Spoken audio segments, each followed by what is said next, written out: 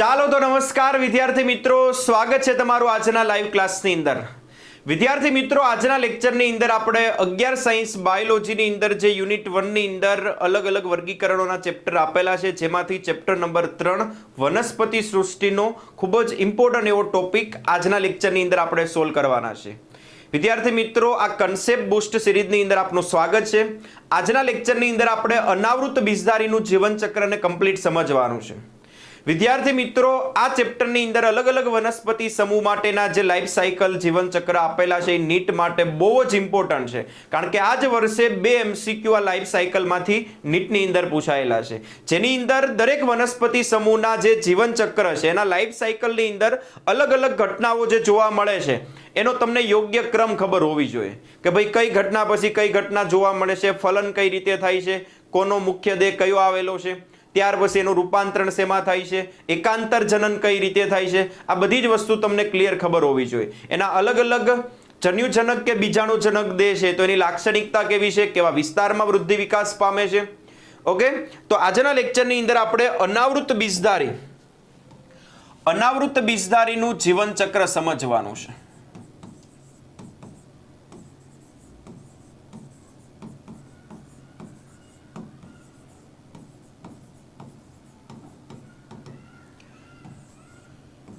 Okay, તો સૌથી પહેલા તો કોઈ પણ વનસ્પતિ સમૂહનું તમે જીવનચક્ર સમજતા હોય તો સૌથી પહેલી પ્રાયોરિટી તમને એ ખબર હોવી જોઈએ કે આ વનસ્પતિ સમૂહમાં એનો મુખ્ય દેહ કયો છે।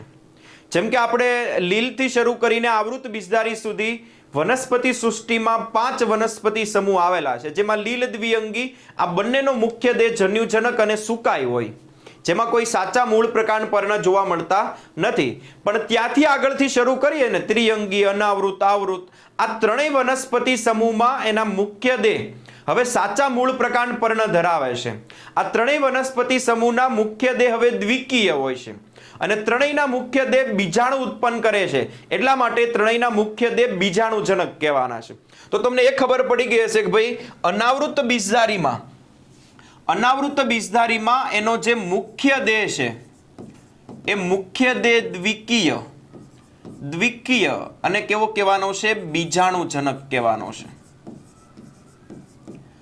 અનાવૃત બીજધારીમાં એનો મુખ્ય દેહ કેવો કહેવાનો છે, દ્વિકીય અને બીજાણુજનક। અને બીજાણુજનક દેહ હશે તો એ શું ઉત્પન્ન કરશે, બીજાણુ ઉત્પન્ન કરશે। અને સૌથી ઇમ્પોર્ટન્ટ વાત હવેની કે ત્રિઅંગીમાં પણ બીજાણુજનક દેહ છે, એ પણ બીજાણુ ઉત્પન્ન કરે છે, પણ એ ત્રિઅંગી વનસ્પતિઓમાં એના જે બીજાણુજનક દેહ છે એ કેટલીક વનસ્પતિમાં સમબીજાણુક હોય તો કેટલીક વનસ્પતિમાં વિષમ બીજાણુક। આ બંને પ્રકારના દેહ તમને ત્રિઅંગીમાં જોવા મળશે, પણ અનાવૃતમાં 100% અનાવૃત બધી જ 100% વિષમ બીજાણુક હોય। અનાવૃત 100% બધી જ વનસ્પતિ કેવી હોય છે, વિષમ બીજાણુક। આનો મતલબ કે 2 પ્રકારના બીજાણુ ઉત્પન્ન કરે છે, એમાં એકને કહેવાનું છે તમારે લઘુ બીજાણુ અને બીજાને કહેવાનું છે તમારે મહાબીજાણુ। આ બંને અર્ધીકરણ દ્વારા ઉત્પન્ન કરે છે અને લઘુ બીજાણુ અને મહાબીજાણુ આ બંને ઉત્પન્ન થાય છે બીજાણુ ધાનીમાં। જેમાં લઘુ બીજાણુ ઉત્પન્ન થાય એને કહેવાનું છે આપણે લઘુ બીજાણુ ધાની, અને મહાબીજાણુ જેમાં ઉત્પન્ન થાય એને કહેવાનું છે આપણે મહાબીજાણુ ધાની। એકને કહીશું આપણે લઘુ બીજાણુ ધાની, બીજાને શું કહીશું આપણે, મહાબીજાણુ ધાની। લઘુ બીજાણુ ધાની જેના ઉપર આવેલી છે એને આપણે કહેવાનું છે લઘુ બીજાણુ પર્ણ, અને મહાબીજાણુ ધાની જેના ઉપર આવેલ છે એને કહીશું આપણે મહાબીજાણુ પર્ણ। તો આ લઘુ બીજાણુ અને મહાબીજાણુ પર્ણ ઉપર આવેલી આ બંને ધાનીઓમાં બીજાણુ ઉત્પન્ન થશે, એકમાં લઘુ બીજાણુ એકમાં મહાબીજાણુ ઉત્પન્ન થશે। અને ત્યાર પછી કેટલીક વનસ્પતિમાં અથવા તો આ જેટલી પણ અનાવૃત બીજધારી વનસ્પતિ છે એની અંદર આ લઘુ બીજાણુ પર્ણ ઉપર આવેલી લઘુ બીજાણુ ધાનીઓ સંગઠિત થઈને આમાં નિર્માણ કરે છે નર શંકુ અને આમાં નિર્માણ થાય છે માદા શંકુ। અને કેટલીક વનસ્પતિમાં નર શંકુ અને માદા શંકુ એક જ વનસ્પતિ ઉપર હોય। આ બંને પ્રજનન અંગો એક જ વનસ્પતિ પર હોય તો એની અંદર તમારે ઉદાહરણ યાદ રાખવાનું છે પાઇનસ. અને આ બંને શંકુ અલગ અલગ વનસ્પતિ ઉપર હોય તો એમાં ઉદાહરણ કયું છે સાયકસ. હવે આગળ વાત એ સમજવાની છે કે આપણે એના જીવનચક્ર તો શરૂ કર્યું કે ભાઈ એના મુખ્ય દેહથી બીજાણુજનક દેહથી બીજાણુ ઉત્પન્ન કરશે, જે બે પ્રકારના હશે એટલે એને વિષમ બીજાણુ કહેવાય, જેમાં એક લઘુ બીજાણુ છે, મહાબીજાણુ. આ લઘુ બીજાણુ ઉત્પન્ન થયા લઘુ બીજાણુ ધાનીમાં, અને આ લઘુ બીજાણુ આગળ વિકાસ પામીને પરાગરજ બનાવે છે. અને આ પરાગરજની અંદર નરજન્યુ હોય, જેને આપણે કહેવાનું છે નરજન્યુજનક.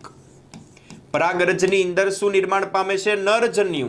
અને આ બીજાણુઓ જ હતા એકકીય, તેમાંથી બનતી પરાગરજ કે નરજન્યુ પણ કેવા હશે? એકકીય હશે. એટલે કે નરશંકુની અંદર લઘુ બીજાણુ ધાનીમાં લઘુ બીજાણુ આગળ વિકાસ પામીને પરાગરજ બને, અને જેની અંદર નરજન્યુ આવેલું છે એટલે પરાગરજને આપણે કહીશું નરજન્યુજનક. ત્યાર પછી એક ઇમ્પોર્ટન્ટ વાત કે આ મહાબીજાણુ ધાની છે એને આપણે બીજું અંડક પણ બોલીએ છીએ. અને આ જે અંડક છે એ અંડકની અંદર એનો જે મુખ્ય દેહ છે જેમાં ઘણા બધા કોષો આવેલા હોય. અંડકની અંદર આ અંડક છે એની અંદર ઘણા બધા કોષો આવેલા છે. આ ઘણા બધા કોષોને અંડકનો મુખ્ય દેહ એને કહેવાય પ્રદેહ. અને પ્રદેહના જે કોષો છે એ કેવા હોય છે? દ્વિકીય હોય છે. પણ આ ઘણા બધા કોષોમાંથી પ્રદેહનો એક કોષ વિભેદિત થઈને એમાંથી નિર્માણ પામે છે મહાબીજાણુ માતૃકોષ. એમાંથી શું નિર્માણ પામે છે? મહાબીજાણુ માતૃકોષ. એની પણ પ્લોઇડી 2n હશે. ત્યાર પછી આ મહાબીજાણુ માતૃકોષનું આગળ થાય છે અર્ધીકરણ. મહાબીજાણુ માતૃકોષનું અર્ધીકરણ થઈને એમાંથી એક જ કોષ હતો તેમાંથી ચાર એકકીય મહાબીજાણુનું નિર્માણ થાય છે. વાત સિમ્પલ છે. મહાબીજાણુ ધાની અંડક જેના મહાબીજાણુ પર્ણ ઉપર ગોઠવાયેલું છે એની અંદર ઘણા બધા કોષ છે જેને પ્રદેહના કોષો કહેવાય. પણ એમાંથી એક કોષ વિભેદિત થઈને મોટા કદનો બને છે જેને શું કહેવાનું છે? મહાબીજાણુ માતૃકોષ.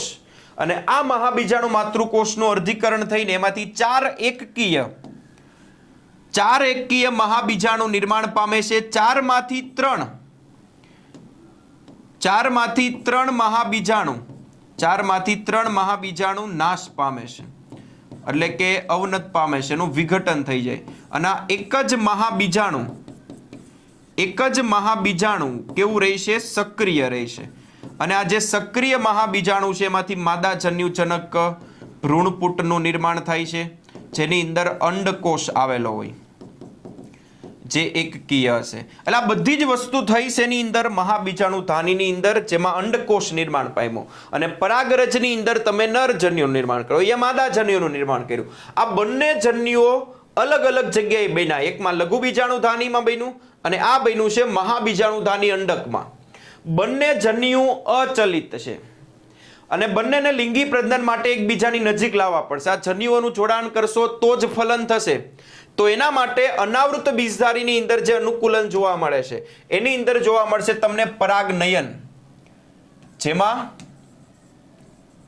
આ જે લઘુ બીજાણુ ધાની છે એ લઘુ બીજાણુ ધાનીમાંથી પરાગરજ કેવી થાય છે? મુક્ત થાય છે.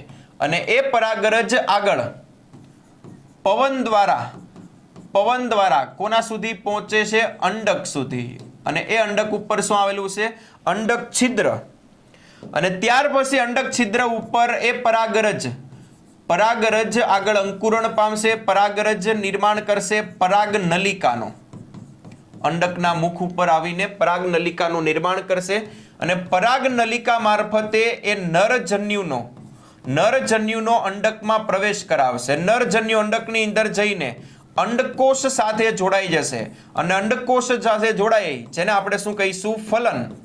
ફલન થશે. એટલે શું બની જશે? ફલિતાંડ આગળ વિકાસ પામીને ભ્રૂણ બનશે.